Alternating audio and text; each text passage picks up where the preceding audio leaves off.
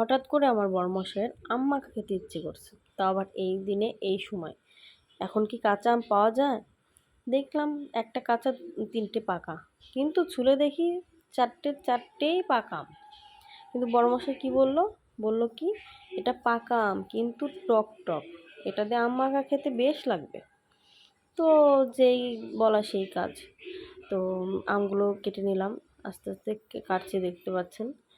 তো সে বলছে আবার একদম সুন্দর, মানে যাতে একটু একটু বড় বড় থাকবে আমগুলো, যাতে খাওয়া যায়, চামিচ দিয়ে উঠিয়ে উঠিয়ে খাওয়া যায়।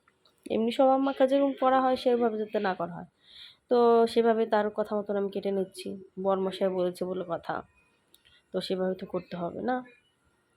তো কাটছি, কাটা শেষ আমার। এখন আম মাখার জন্য আমি দিয়ে দেবো লবণ, সামান্য পরিমাণ লবণ দিয়ে দেব।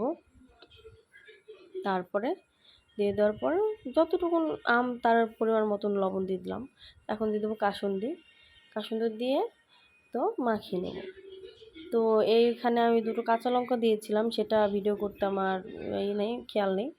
তো আপনারা দেখতে থাকুন যে আমি মাখিয়ে ঠাকিয়ে এখন আমার বোনকে দেবো, যে ধর খেয়ে নে, দেখ কেমন লাগে।